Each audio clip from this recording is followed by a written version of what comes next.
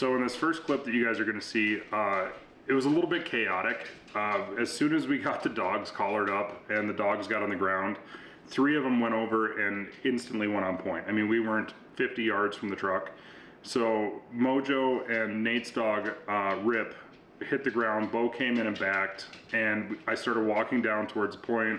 Dogs kind of moved with me a little bit, then they reestablished point literally right on the road. And we watched as probably 40, 50 pheasants took off out of there. It's just a private piece of land that we've been hunting for quite a while, and there's usually birds there, but usually you don't get into them right out of the pickup like we did that time.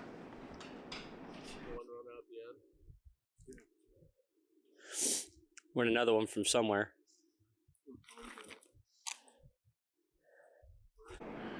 So late season pheasants are notoriously tough. These things have been getting pursued for a month and a half, 2 months now, and is what ends up happening is the dogs are kind of tracking and relocating and tracking and relocating on any individual bird. And so what ends up happening is the birds know they're being pursued and pressured. So the birds will end up jumping when the dogs are kind of moving, trying to cut the bird off. And that's exactly what happens here. Bruce ends up shooting this rooster that went out. The dogs have been trailing it for a while. It hits the ground, it's not dead. I've been preaching about the benefits of double tapping and follow-up shooting on these wounded birds for a long time. Bruce tries to shoot it again on the ground. Dog's not anywhere near the bird at that point. He ends up missing it, and then his little dog, Callie, ends up tackling it and bringing it back to him.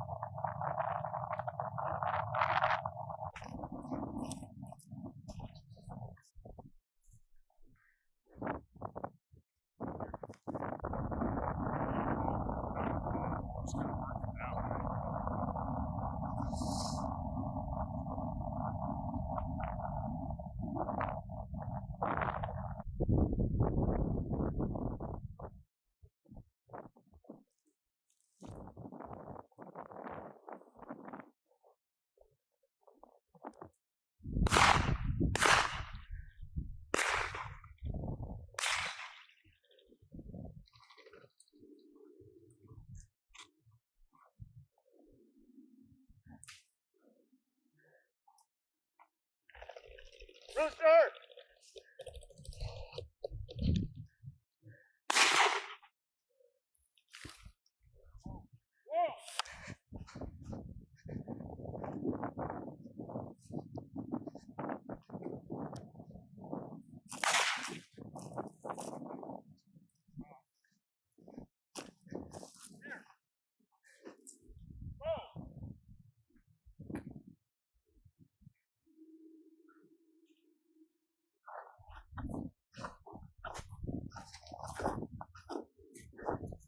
Downright slow.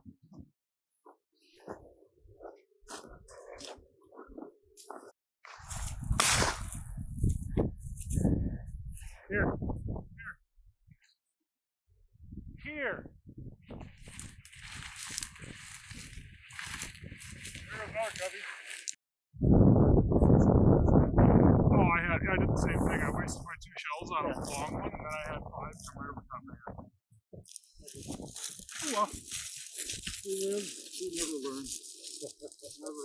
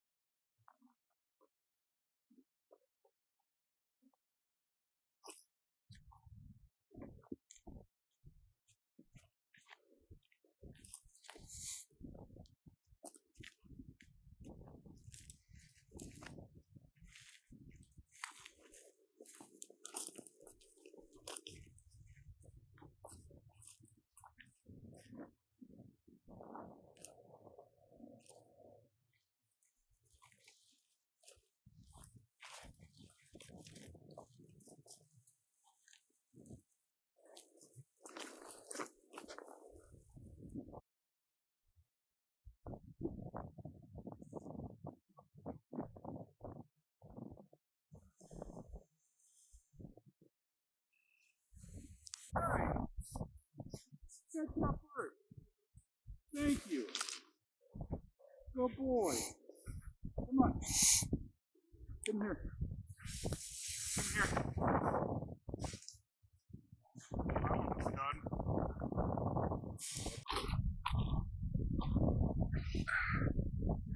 Nice big adult male.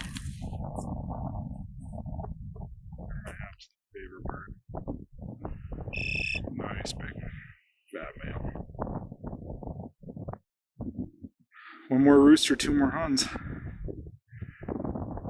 Oh.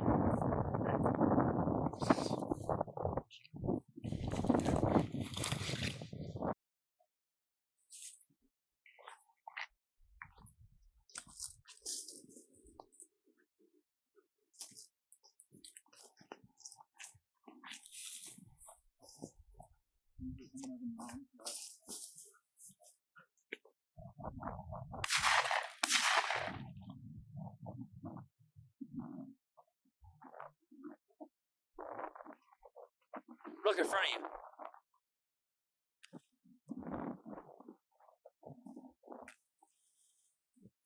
So one of the things that is probably equally as important as any other thing in late season pheasant hunting is making sure that as you're moving through cover, you're pushing birds, and everybody kind of needs to stay up, because as what's happening is all those birds are running and they'll get to kind of a collection point and then they'll just start exploding out.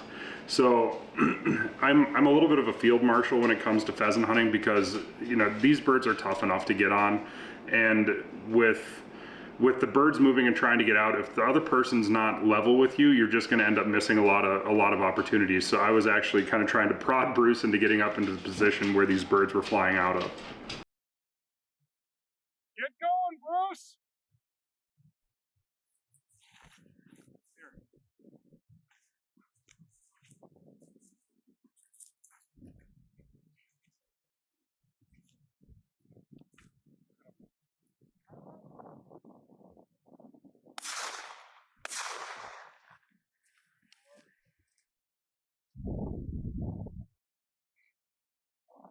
Like 20 yards ahead of you. I think there's enough of a gap for you to push through.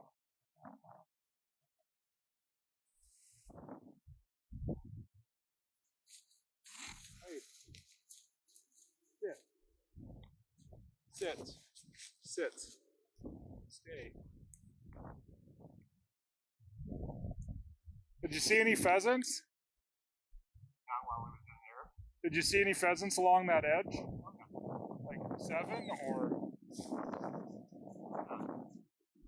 I had three really nice points on head. Yeah. There was like 100 of them that took off in front of you. Down to the bottom? Out of those trees over there. That's why I was telling you needed to get up, because they were just pouring out the other side of those tall trees.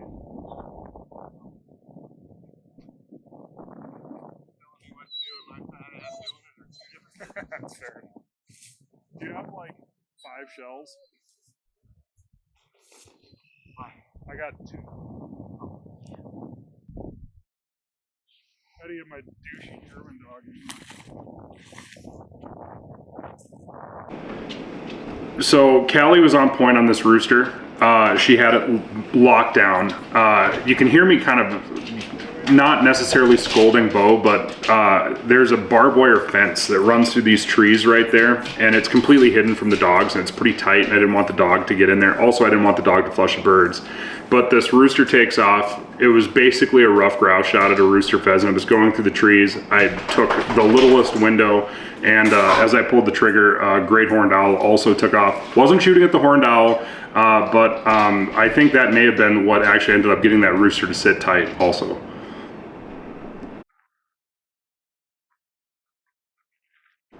So on this time of the year, those calorie intake is super important for these birds. So in the nicer parts of the afternoon, you'll end up finding the Huns right out in the ag. And we were walking back to the pickups, and I looked down and I just happened to see some Hun tracks walking from cover out into this stubble. And I literally just turned to Jack and I was like, there's Hun tracks right here in the snow. And it wasn't 30 seconds later that a covey of Huns took off. Dogs weren't anywhere near them. I was able to knock one more down. But late season hunting's, I just can't emphasize this enough. It's tough. And when you get opportunities, we're burning a lot of calories. Dogs are working really hard. And when you get an opportunity like that, whether there was dogs involved or not, I'm shooting at those birds because we've been putting on a lot of miles, and Huns are fantastic to eat, and they're my favorite birds. So it kind of is what it is, and we wish that all the birds could get pointed, but that's just not the real world when you're hunting wild birds.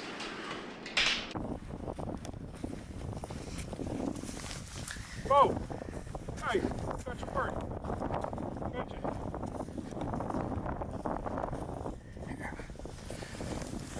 Come on, bud. Boy. Here.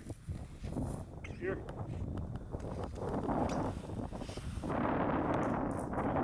Thank you. Nice bird. No brown on the chest there. Beautiful birds.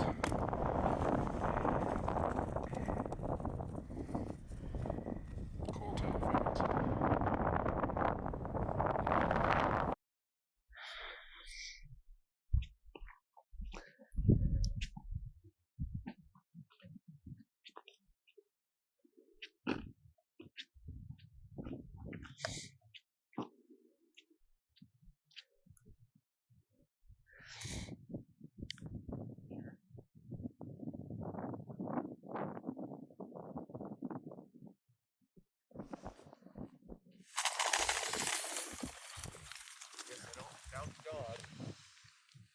Girl.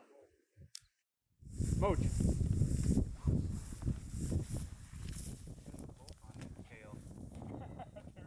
Mooch, come on. Hold it. Let's go. Good boy. Boy, Bo. That's where it was. She was buried in that dang hole.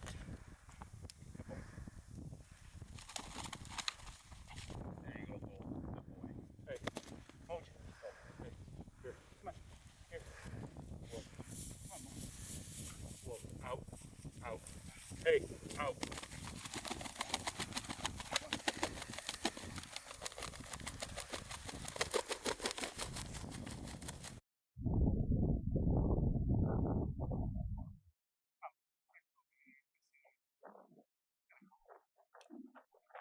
Day one, we had a pretty exceptional day. The wind was blowing pretty hard, as you guys are gonna no doubt hear through this video. We've seen a ton of birds. I was able to get a limit of pheasants and 2 Huns. Nate was able to get a limit of roosters. Jack was able to get a rooster, and Bruce was able to get a couple as well. All these birds late season are just a little bit special because it's there's everything against you out there. These birds are in huge numbers. They're very flighty. The wind's blowing, it's cold, they're educated, and to be able to have a day like that out there for day one of this trip with a couple of really good friends was really pretty special. It was a day I'll remember for a long time.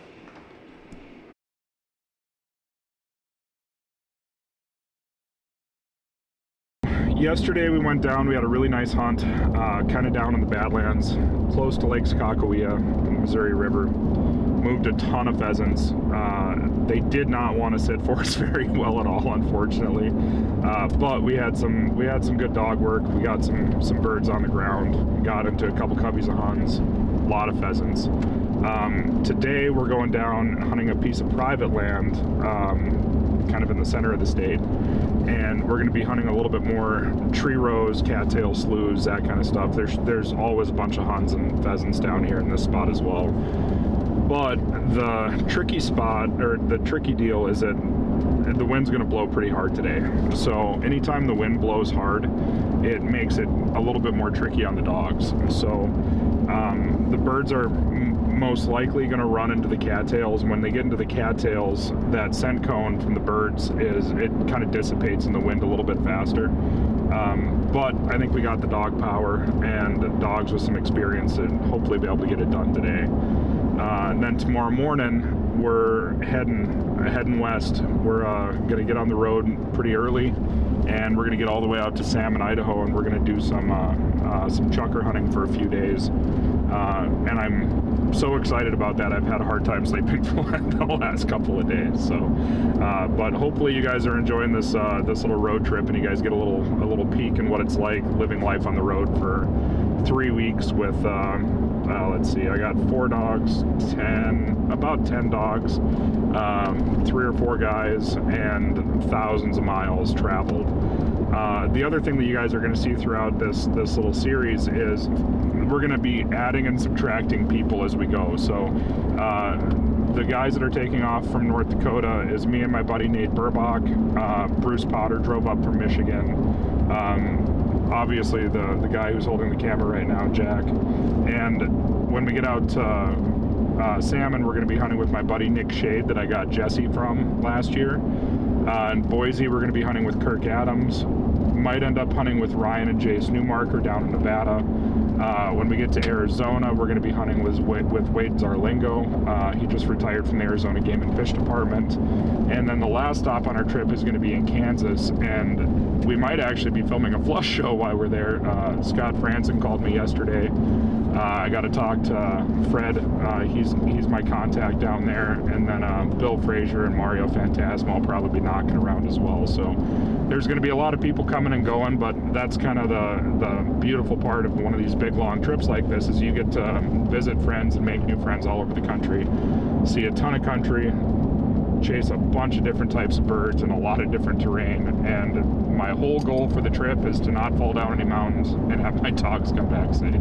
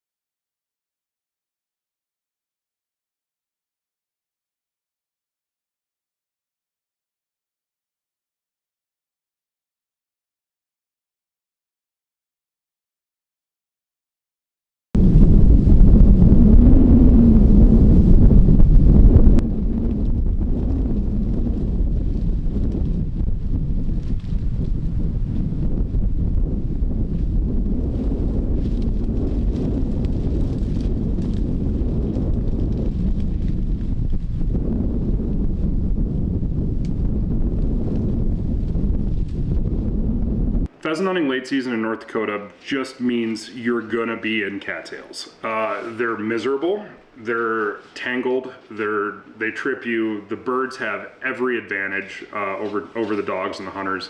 They're able to get through those little rat runs basically and get ahead of you and the dogs far enough where they're gonna be able to get out wild if they decide to. Scenting conditions in the cattails are pretty tough. Like the second day we were hunting, wind was blowing 20, 25, 30 miles an hour. I mean, it was ripping. So the dogs know there's birds in there, but it's hard for them to track because the wind's just kind of swirling everything around, especially down low in those cattails. And we ended up having dogs on point several times where we didn't end up producing anything, and then the dogs would kind of track off.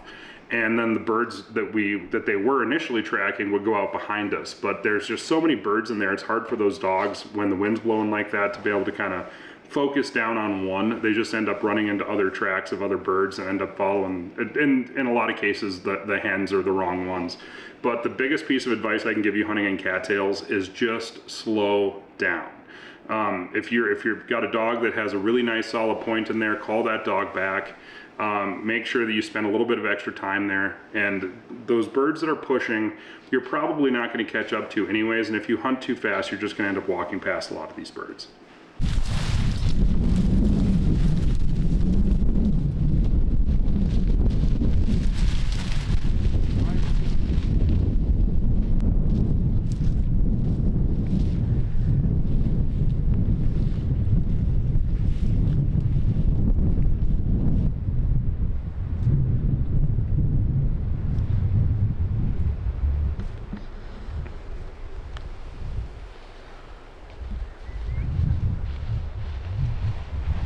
Coyote!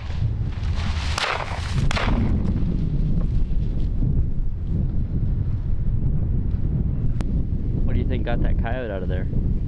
That big ass drop. He's like, I don't want nothing to do with that thing. Mojo has killed and retrieved coyotes to hand before.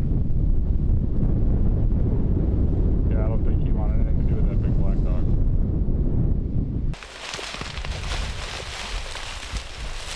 Stuff I love walking through.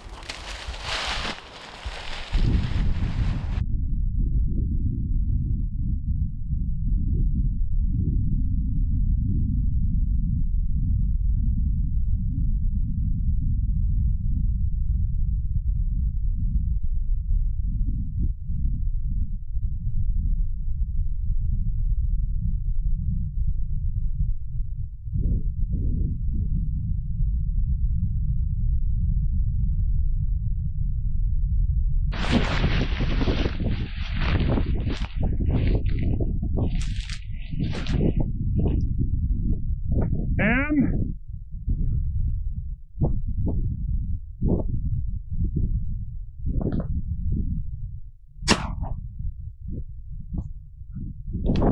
yes. Oh, what you want? What you want? Silly girl. Hey, hey, hey, hey, hey. Hey, hey, hey, hey, hey. You found him. Yes, you did. Running like the wind. He's running like the wind.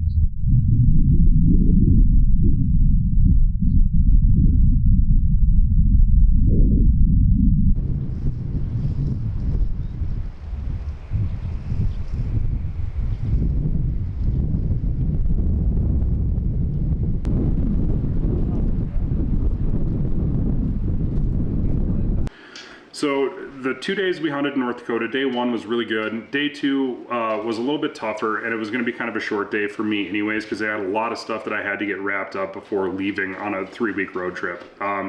But the weather was certainly a factor. It was windy. We knew it was going to be tough. We went out. We ended up getting some birds. The dogs did great, but we're heading back home tonight. We're going to get everything packed up, get into the truck, and we're going to be bailing for Idaho in the morning. We got a nice long drive tomorrow, and we're going to get out of the plains, and we're going to go up and chase some chukars and valley quail in Idaho for the next week or so.